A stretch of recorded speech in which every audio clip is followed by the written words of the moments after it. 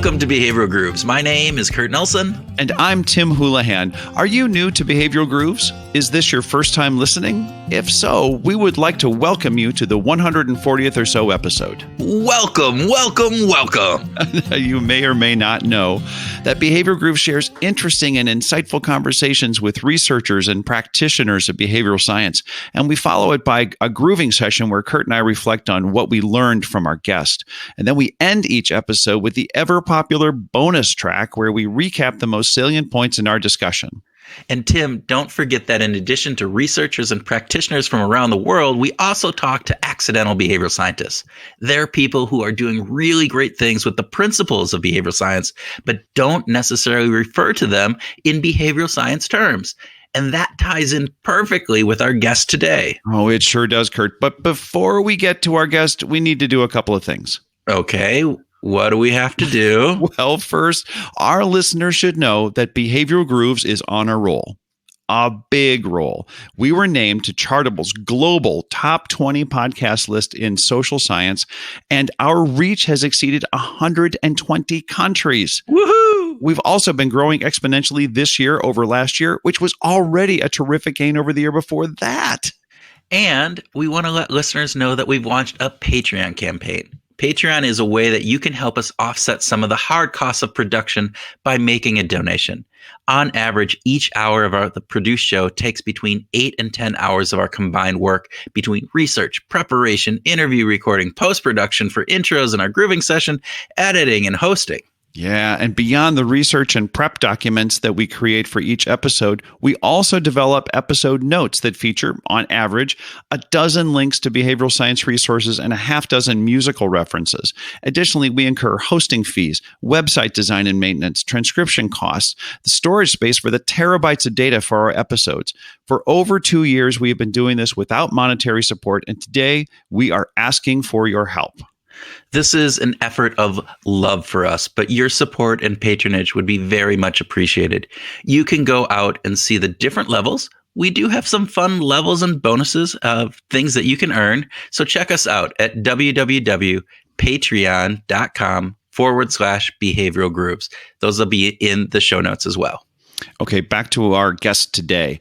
Our guest today is Tzafrir. Now, she's not a household name in the behavioral science community, so we want to tell you why we thought it was so important to have her as a guest. Right, Tim. We wanted to talk to Iris because she's an accidental behavioral scientist. She puts into practice some really important aspects of behavioral science, but she does it without knowledge of the specific names or components of the science. And in the end, she gets really great results. Yeah, definitely. Iris is a business leadership analyst and strategist, but her most important attribute in the episode is her keen sense of observation of the human condition. Iris grew up in a kibbutz in the Negev Desert in Israel, the daughter of 2 Holocaust survivors. And she's a lifelong learner and is committed to making the world a better place. Now, she does that through volunteerism and public speaking, where she shares insights on anti-racism, recognition of the other, and the importance of working together in teams. It's a remarkable story and a really great conversation. Yeah, definitely. Now, be prepared to hear less about the Holocaust experiences of her parents and more about behavioral methods she's incorporated to tell their story. Exactly. Iris found that in order to get an audience engaged in how her parents survived the Holocaust, she needed to insert herself into the story. She needed to share her firsthand experience of living with her 2 parents. She needed to let her emotions come through. She found out that she could engage the audience more when she translated her father's Hebrew poems on the fly than when the video showed the subtitles of his words. It was a clever observation. Yeah, she is astute and passionate, that is for sure. And this was just not our normal interview. Not at all. Right up to the end of our discussion, Iris wowed us. She even left us with some very thoughtful words, and we hope that you'll enjoy them. So with that, we urge you to sit back on a cushion of inclusion and enjoy our conversation with Iris Tzafrir.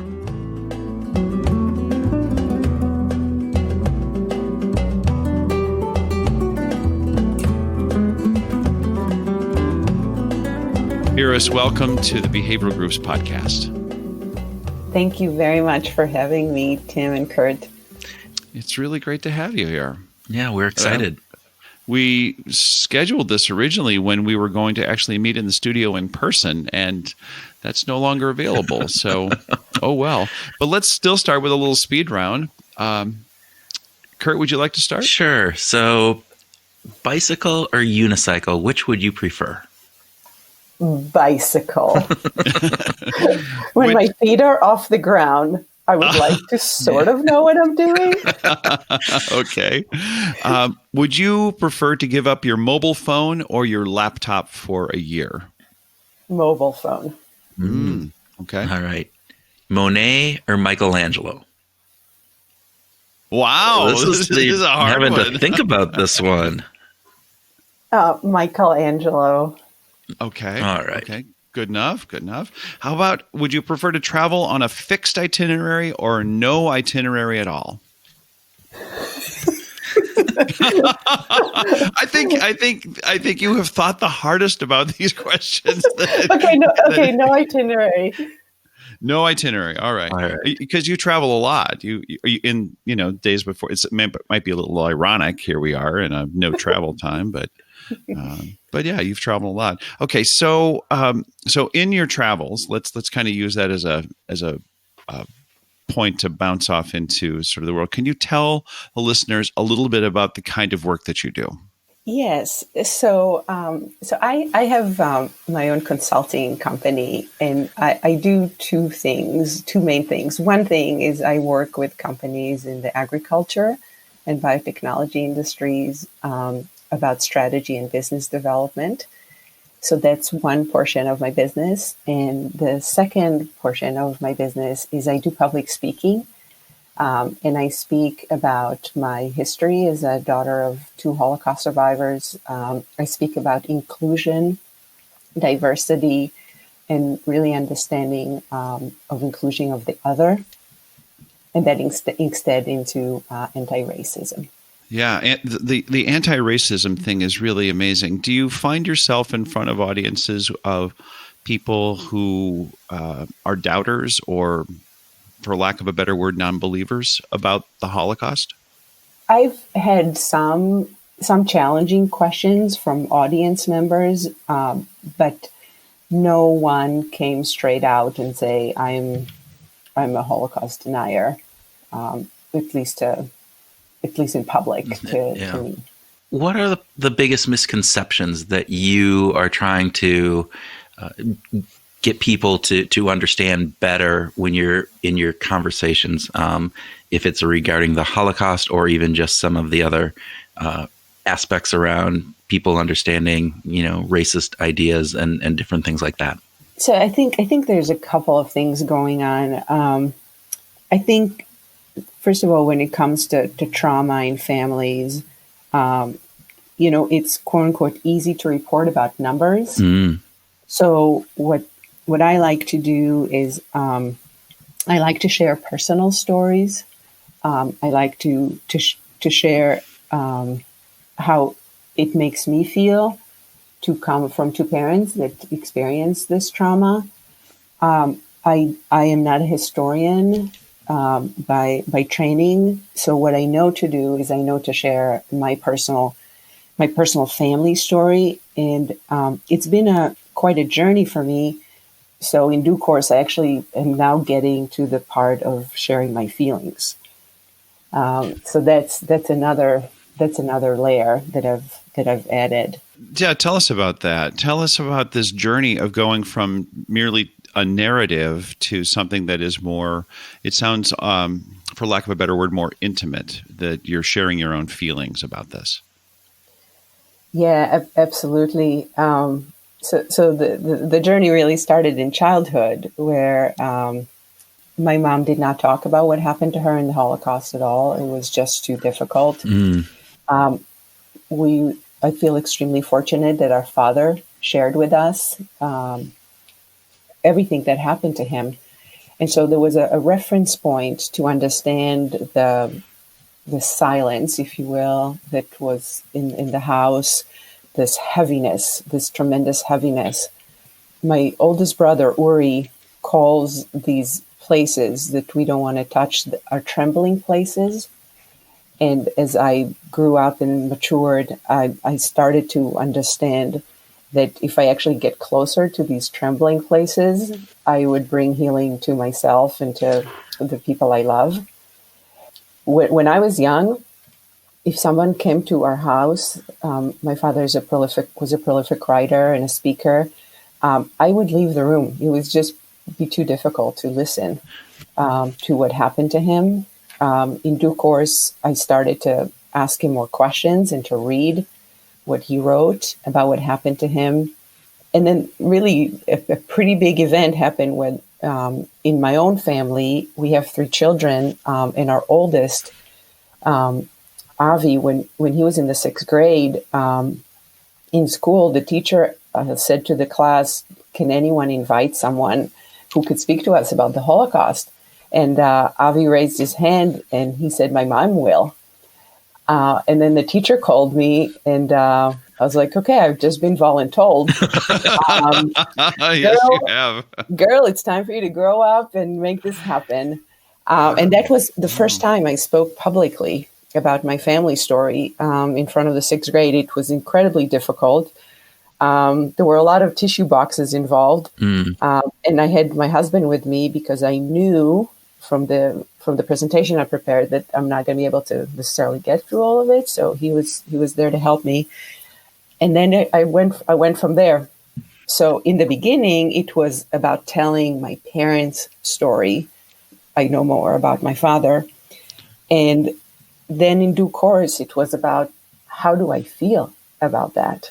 But it's been a journey of over 10 years to get to the how I feel about it part. So, Iris, you talked a little bit about actually even before going to your son's classroom and talking about this, there was a journey to even start to listen to your father. You said you used to leave the room and not do that, and then you started asking more questions.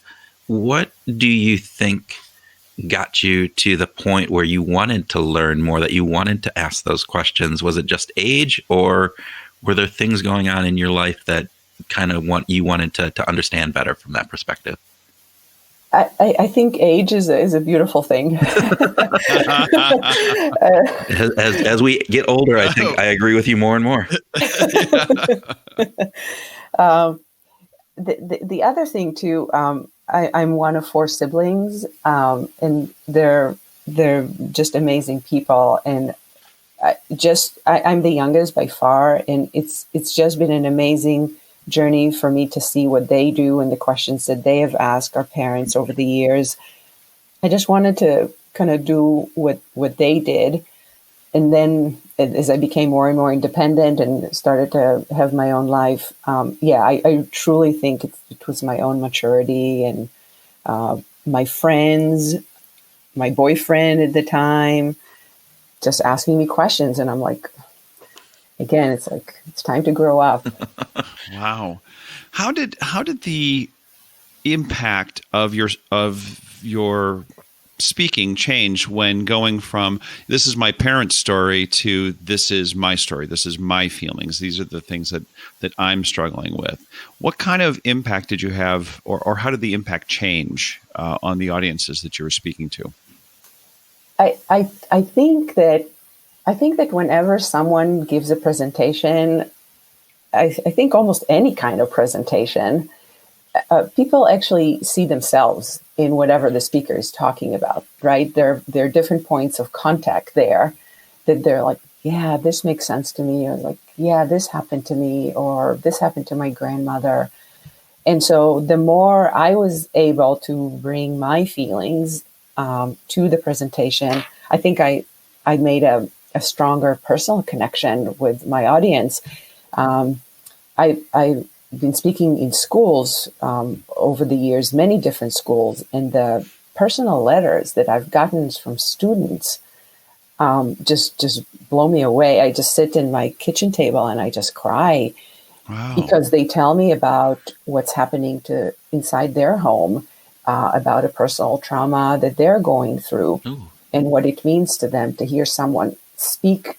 It's not their story, it's my story, but to speak these things in public. So you're teaching, you're doing a lot of your talking to school children and obviously adults as well, but particularly with school children, how do kids take this? I mean, what is it that they resonate with? And obviously it's going to be different with high schoolers and middle schoolers and grade schoolers, and I don't know the breakdown of who you talk to more, but do you see kids getting a message out of this that goes beyond, as you said, they relate it back to themselves. And so in that relationship back to themselves, I guess what I'm trying to ask is, what's the message that you think kids are getting out of this in today's world? So based on the questions and the letters that I've gotten from kids over the years, that they really love that someone came and told them that the Holocaust that they have learned about in school is, it's in their history book. More importantly, it happened to real people. Yeah. Wow. That have names, that my father was once a child.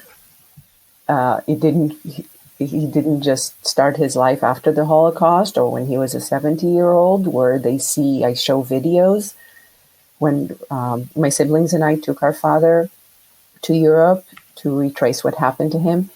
So when I tell the stories about his time growing up or how I'm feeling about it, they're like, these are real people.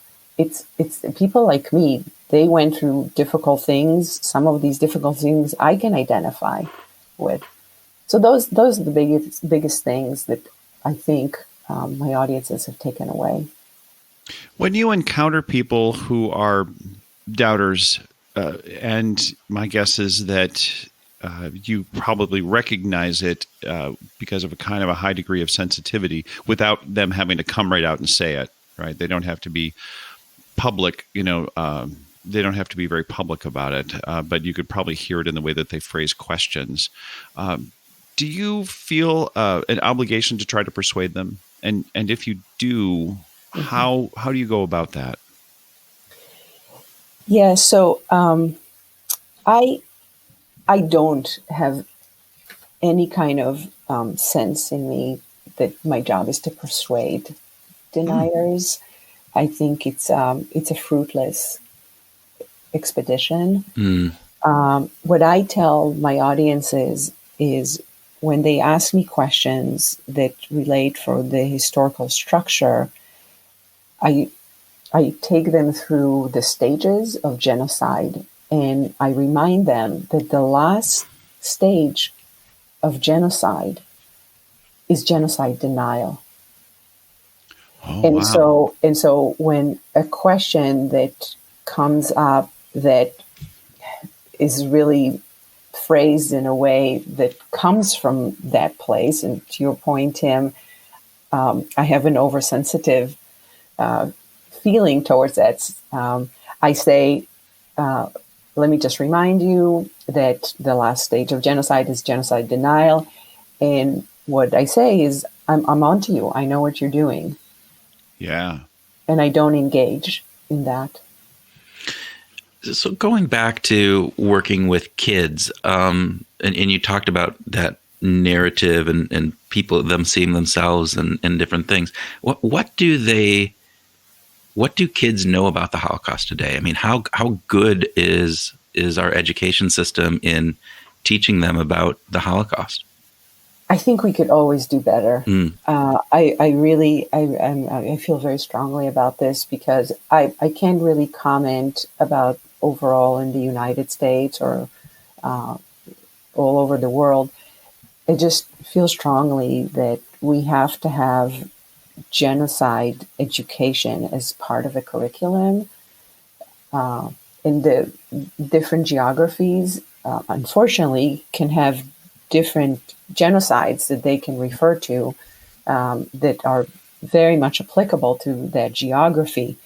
So the Holocaust gets reminded many times because of the scale is enormous. Unfortunately, there are genocides and injustices that just absolutely have to be part of a curriculum. and we got to talk to them about their way, because the patterns in terms of changes in a society, demonization of the other, they're really all at the base of what leads to genocide. Yeah, I was just going to say it starts with words. And so, yeah, education has a huge role to play in this.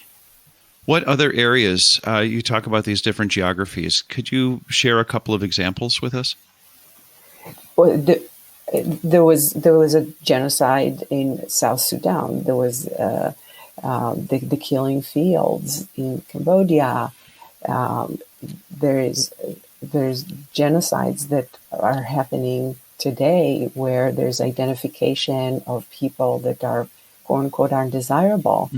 And so unfortunately, no matter what geography you pick around the world, in Africa, in Asia, in North America has troubled history in terms of targeting indigenous people, injustices that have to do with taking people from Africa and bringing them to North America, called slavery. That's a huge chapter that needs to be talked about more.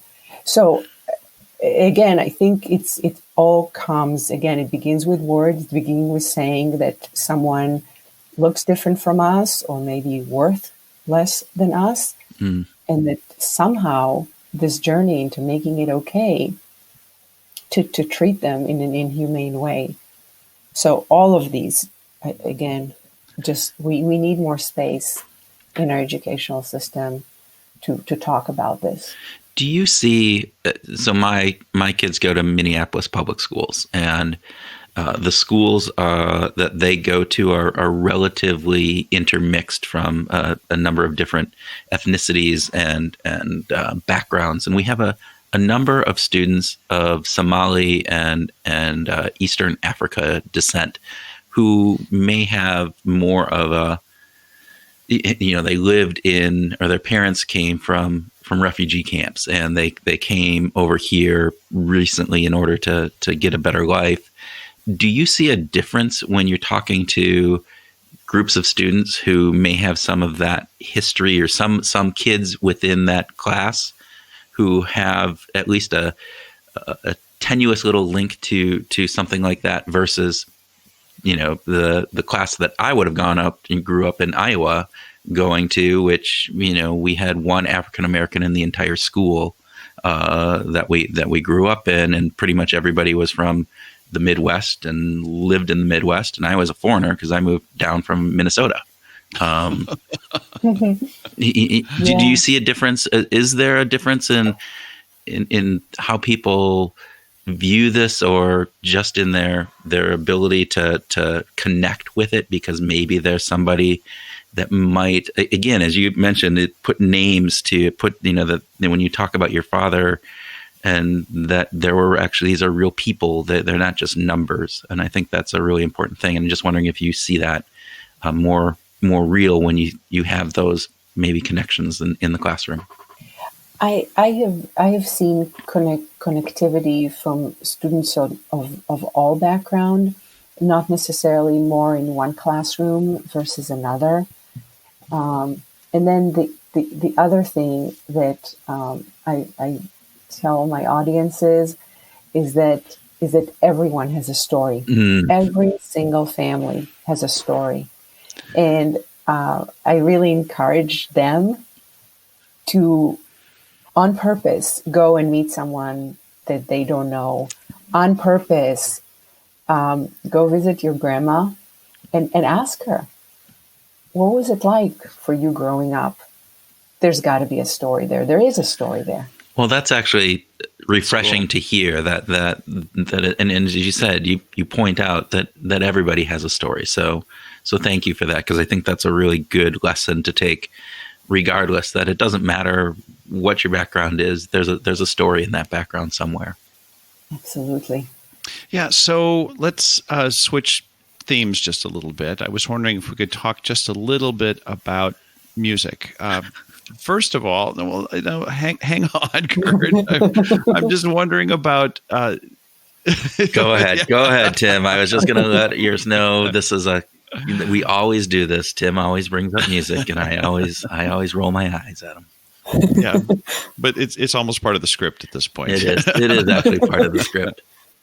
I'm just wondering if when you said that you use video, you're using video to help bring these stories to life. Is music ever a part of that? Is the kind of music that your parents grew up with, or that you grew up with, is that ever a part of your presentation? Knowing, and I'm asking because I know how deeply we can connect to music, or how we relate to music on a more feelings basis rather than a cognitive basis. Right. I have not used music in my presentations, and I have not added music to my videos. The videos that I share, it's my father speaking, and actually, to your point about music, and I think even more so sound. Some of the videos I share are my father speaking in Hebrew about what happened to him, and I don't have a translation or where it says on the screen exactly what he says in English to all my videos. And I've kind of experimented with that around. And what I've done, actually at a recent presentation, I spoke over the video to say to the audience in English what he's speaking in Hebrew, and found that as effective as where there are subtitles, and sometimes even more. So it's just hearing his voice directly that's really important.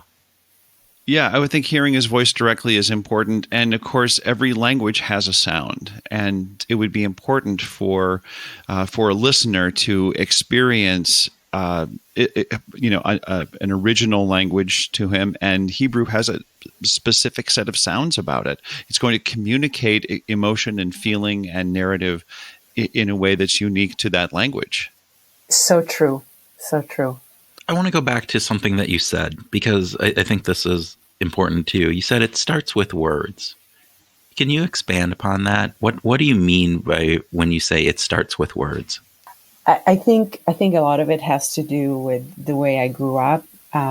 My both of my parents were educators. There were a lot of words in my house. My father is a published poet in Israel, newspaper editor and journalist, and my mom was a teacher of deaf children. This is what she did for her career, and I think it goes back to Genesis, and God said, "Let there be light," and there was light. And so I think a lot of these ideas are very ancient, and I think that as humans we grew up with it. Because when a mom says to her child, "We're going to make a cake," it starts with her saying to her child, "We're going to make a cake." And you know what? In 45 minutes, there comes a cake. Yeah. So that's quite powerful. And even if you can't speak, and we have the fortune that we can read, then we read those words, and there could still be a cake. Right, so different people have different capabilities or different tools available to them, and words build worlds because this is how we make things so. And so, if we want to make something beautiful as a cake, that happens. If we want to make something destructive, I'll go all the way to the end of talking about genocide, that also starts with words. And so that's where we just have to really, really understand the importance of words, because we know how words can make us feel, right? And they can affect how we sleep. They can affect our health, and so on and so forth. And so, yeah, I think about that a lot. Yeah, words matter. Right? The choice of words, the way we use those words matter. Do you see, and again, this may be extrapolating out, but just looking over the past few years, given the current state of affairs within the United States. Do you see those words changing, and are they changing for the better or for the worse, or is that just dependent upon where you are and who you're with? This is something that I'm concerned about, because I think that words have gotten hotter and not very kind. And so I think that this is something that we've got to watch, calling people names, categorizing different groups of people. Those are watch-outs that, for me, bring tremendous amount of concern. And we have seen that those have also translated to increase in murderous effects. I can speak about what is the increase in anti-Semitic attacks, including murderous effects. And we could speak about increase in attacks of people that have an immigrant background, which, by the way, is most Americans. Right. But unfortunately, the crescendo is been incredibly worrisome. Okay, can we go back to music now for a little bit more? We can. Yes, we can. I'm curious about what's on your playlist these days. Changing things up entirely. What are you listening to? So I really there Israeli musicians that are always on my playlist. Idan Reichel, just like love him. Aha, it's a group of female singers, love them. And then some good old ones like Riki Gal, Achinoam Nini, Kaveret. Just love them. I love certain songs of Rihanna that my kids bring to me, and they're like, "Hey, you need to listen to this," or Billie Eilish.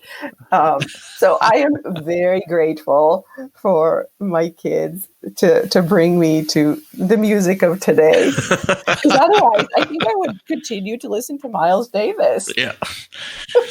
We tend to go back to those. We tend to go back to those music of our youth, right? That's one of the things that Tim and I have had conversations about before, and so it's great. My kids as well. I listen to stuff that I would never listen to otherwise because my kids insist upon it, and sometimes I'm dragged into listening to some of these, but that's okay. It's okay. I know. And I'll tell you, here's one that I've been humming to myself is We Are the World. Oh, yeah. Because I feel that it just touches so much of what we're going through at this point in time in terms of thinking about the hurt that different people are going through, and really remembering how fortunate I feel. I feel so fortunate and so privileged.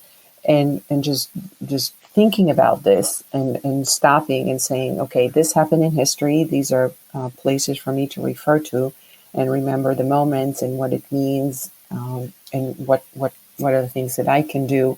And so yeah, I've been watching We Are the World a number of times. I've been thinking a lot about Burt Bacharach and Hal David's song, What the World Needs Now is Love, Sweet Love. And I know that might sound Pollyannish, but it's a beautiful song. That's wonderful. That's wonderful. Yeah. Yes. So I'm interested in whether or not you listen to music when you work. So it really depends. And I will say this is also an area that my family has influenced me tremendously. They're like, you really need to listen to music. And I'm like, no, I really need to concentrate. and so I sometimes listen to music, specifically Claire de Lune on like repeat when I write. Yes, when I write, I find it incredibly meaningful piece of music. And when I'm working on a book, so when I work on that, I sometimes put music on. Many times when I work on strategy and business development matters, I don't. I find it distracting. What do you think about writing the book versus the strategy work that makes it different? So when I write the book, it's something that comes out of me onto the paper. Strategies, many times I have to read a lot of material and integrate it, and build something from it. And I feel that when I'm doing those kinds of activities, it's a little bit easier for me if I'm in quiet. I read very intensely. So I sometimes I will read the same line over and over again because I feel that there's a lot of meaning there and there's a lot of value to be extracted from that line. So then I go over it over and over in my head. So for that, I need the quiet. Very nice. Thank you. Yeah, great. So I will now ask my question, which is any final thoughts as we wrap this up? If it's okay with you, I'd love to share with our listeners a poem that was written by my father, Yoshua Tzafrir, that I translated from Hebrew into English. I would love that. We would love that. Thank you. The poem is called A Kind Word.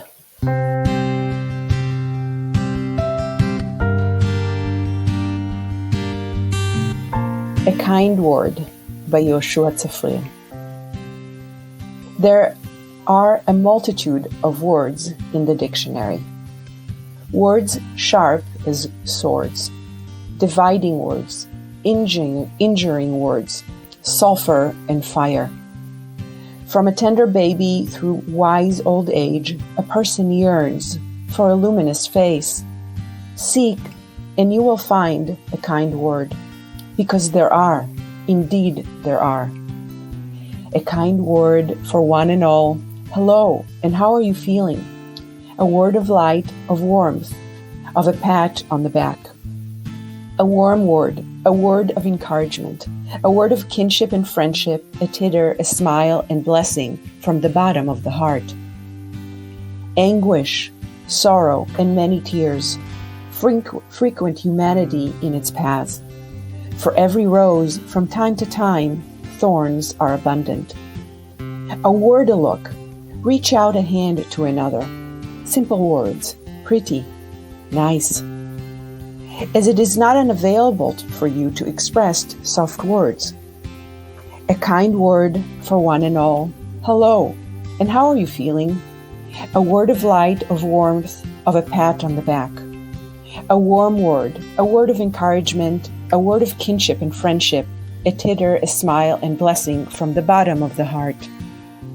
On a dreary day or a beautiful one, your day is of gathering clouds and fog.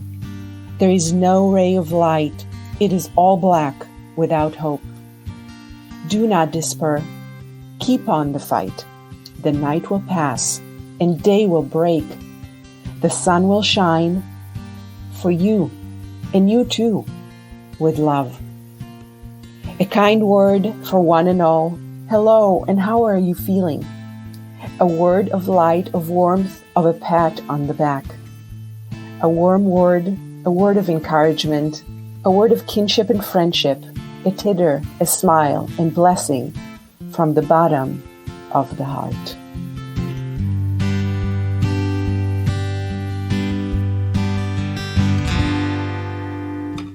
That was beautiful. Thank you.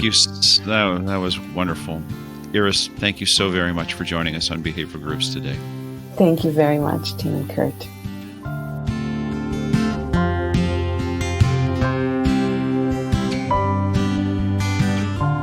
Welcome to our grooving session where Tim and I have a free-flowing discussion about things we talked about with Iris and whatever else comes into our inclusive, poetic minds. What a great way to get started. Inclusive and poetic. Yeah. It was a great way to end the session. I mean, It was a beautiful poem. It was gorgeous. It really was one of those wonderful things where I got a grasp for how talented her dad was as a poet hearing this magnificent poem, because I don't know. It's not skepticism. It's sort of like, well, okay, so my dad was a published poet. Okay, great. My dad was a landscaper. So what? Okay. Yeah. Roses are red, violets are blue. Yeah. But I'm a poet. How about you? Oh, listen to you. You're on a roll this morning. See, I could publish. Don't you think everybody would love that? Oh my God, no, you're right. But when she was reading that, man, it was like, wow, I really appreciate good poetry, and that was gorgeous. That was really just a beautiful piece. So I'm really glad that she shared it. And I think in 140 episodes, that's the first poem that we've ever had read. I think so. I'm pretty sure that is the first. Yeah. Maybe we ought to switch every episode to have a poem. Maybe we should switch the grooving session to be a poem, like a moth radio hour kind of a thing. There we go. We'll have the moth grooving session. There we go. Okay, Kurt, what struck you in our conversation? Well, first off, I think the story that she tells is really important. And I think the work that she's doing, getting out there and informing people, and particularly children, about the Holocaust and the fact that a lot of kids don't really understand what the Holocaust was. I think that's a really important mission. Yeah. And I applaud her for what she's doing with that.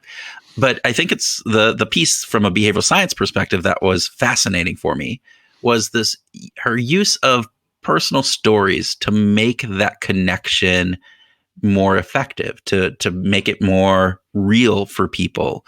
And she talked about the learning lesson where she said, it's easy to report numbers, but personal stories are more important. And it's not just the personal stories of her parents. It was the personal story of how it impacted her. And that, I think, is the real insight here. Yeah. That was really powerful, that when she made the move from talking about it as statistics and numbers and an historical narrative to being a personal story, she engaged the audience more, which is it's kind of like Cialdini's persuasion, right? She's showing people, hey, I'm kind of just like everybody else in this room. I've had parents that were like this, and they were grumpy sometimes and angry, and mom didn't talk about it and dad did. And, we can relate to those kinds of things. So there's this natural aspect of persuasion or influence that happens because of her vulnerability in showing that she's similar to everybody else. Right. And it's kind of, we talked with Deborah Small about the identifiable victim. Oh, yeah. Again, that was about giving, but she's up presenting, and she can actually be the identifiable victim to a certain degree because of what her parents went through impacted her childhood. And it's not saying that she was a victim per se. Oh, yeah, right. Not at all. No, it's just the term. But it was this idea that what happened to her parents impacted her. And so now she is up in front of the audience talking to this, and people can see her, and they can see, as you said, this impacted her in very significant ways. Yeah. I thought that was really cool. Her dad, pretty much shared everything. Her mother was silent. This kind of big difference between the two of them created opportunities for someone like her older brother to name the trembling place, right? Oh, no. And so this huge contrast. It wasn't like they were both talking about it a little bit. There was this stark contrast between dad talking about it openly and mom not saying a word about it. And this is where he comes up with this trembling places thing. And I just thought that, there's not a lot of psychology in that, but again, it kind of speaks to this vulnerability, and that I just thought was really cool. Well, and I think she talked about how her brother thought getting closer to that trembling place brings healing, and it brings healing to herself and to the people that she loved. I believe she said something along that line. And that really is interesting because it's this aspect of psychology, right? Where if you look into clinical psychologists, which I am not, there's this idea that often we have hurts and we repress those hurts. And so by bringing those places up where we might be trembling because it's a little scary and there's a subconscious aspect of that, and if we can bring those to the light, it offers healing. And I thought that was really impressive. So yeah. Well, and she also sort of got a nudge from her son in this healing story, right? Where Avi says, I already volunteered you or voluntold the 6th grade class teacher that you're going to talk about the Holocaust, Mom. So good luck with that. Well, which is a really important piece, because we often know that behavior change, the hardest part about behavior change is starting, right? Yeah, it's having that nudge to get off the couch and go and exercise. Once you're exercising, you continue to exercise, but man, it's really hard to get off that couch. It's the status quo bias of what you have. And so, her son was that nudge. And I think that's really important.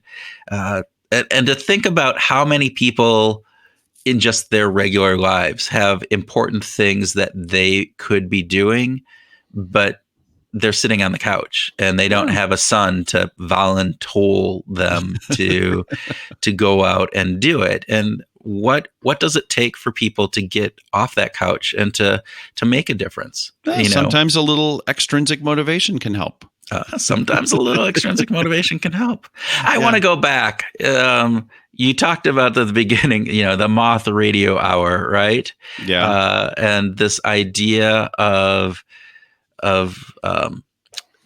maybe telling personal stories, telling personal stories, but along that piece, and that I think is an interesting aspect, because if I'm wrong, correct me on this, but I thought the moth, you have to have those stories that people tell on that have to be those personal stories, right? They're not somebody else's stories. Yeah, I think that is a requirement. Yeah, and that is one of the things that I think really engenders people to the moth. It's a really highly successful podcast radio hour on NPR, and I think it's really important. And I think that is what Iris was doing here, is bringing that story, which is arguably about her parents and the Holocaust, but bringing the personal pieces of that into it that make it relevant to today. Yeah. And, she talked about the idea of realizing that her father was a child once too. But there's also this piece of the audience being able to connect better with the overall story because they see how Iris was impacted by it. And so it's making that story her own. And when you do that, I think the story becomes more powerful. Yeah, we talk about that a lot in the world. We talk about that in success in business. We talk about be yourself, everyone else is taken. Yeah. That kind of thing. And it's about crafting your own career, and all that sort of stuff is really common, but it's not so common to see it implemented so well. And she's done a really great job of it. Yeah, I kudos to her, definitely. But I think there's also this piece of bringing that personal story into stories that aren't necessarily about you. So, and again, I'll go back to business.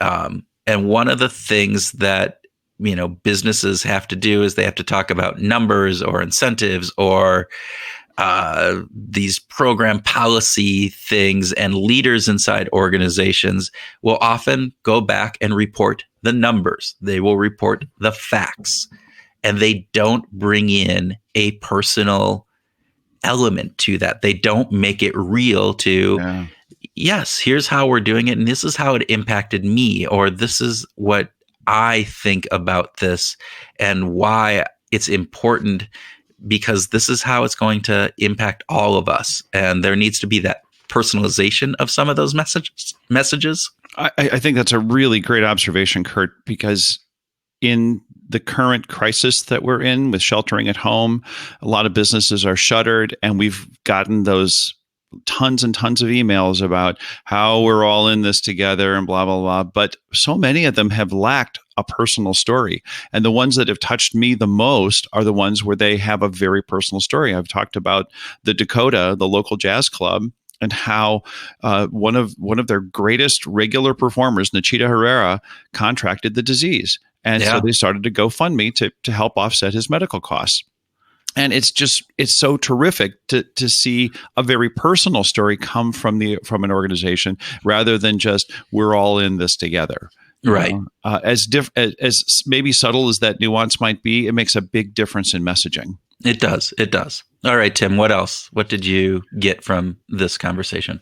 Well, she started to talk about the roots of racism and the demonization of the other.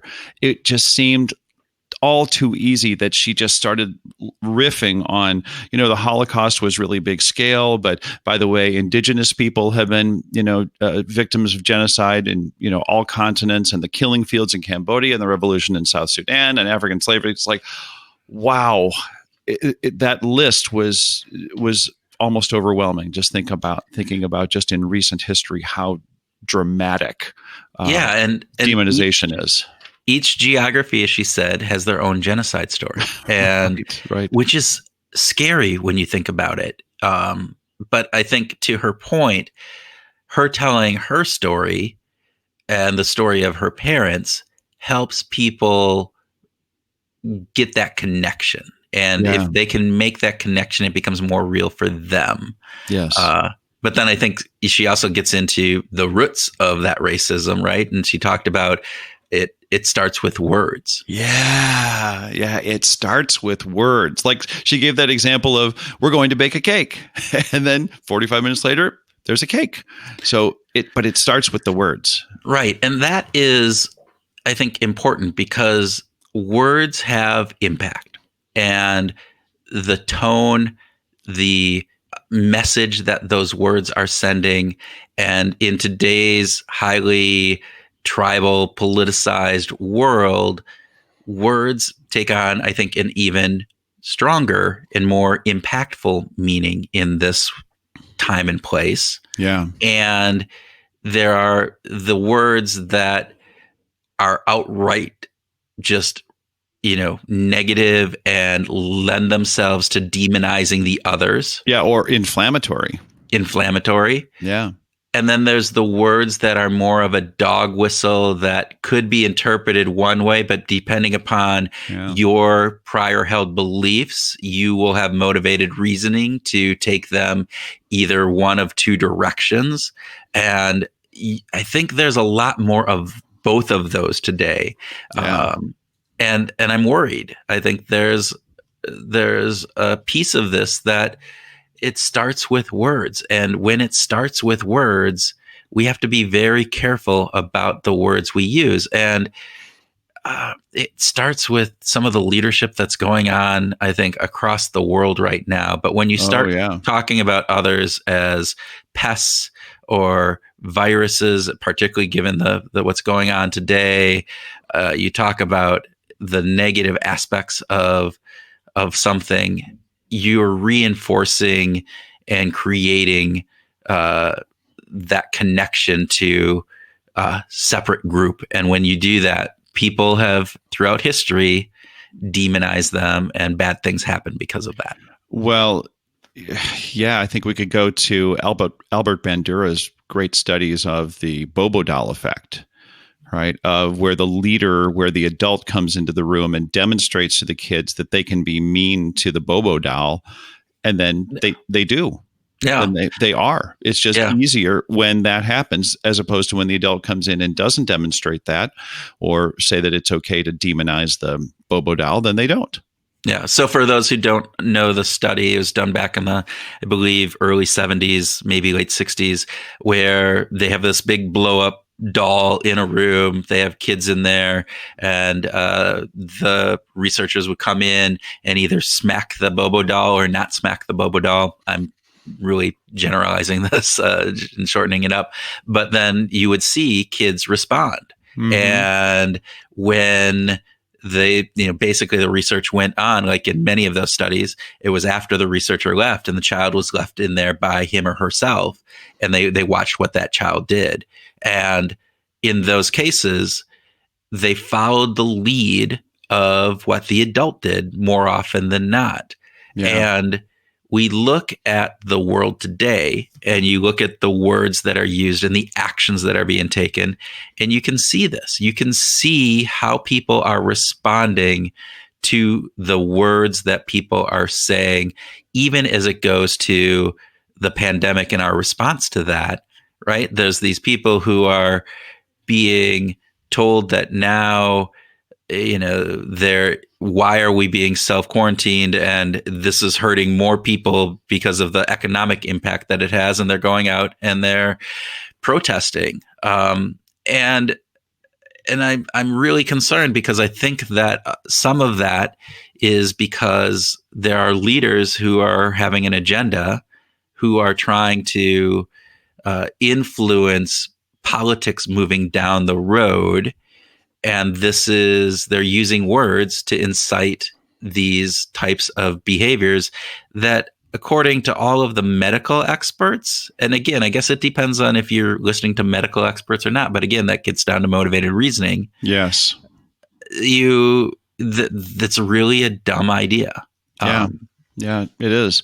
It also reminds me of Christina Bicchieri's book, The Grammar of Society. Now, that book isn't just about words, but she does speak to how the way words influence social norms is really important, right? And this is a great example of bringing this back to Iris. This whole, it starts with words. The words that we use to describe things, the words that we share with each other. Her father's poem, A Nice Word, A Kind Word, is all about the words that we use matter.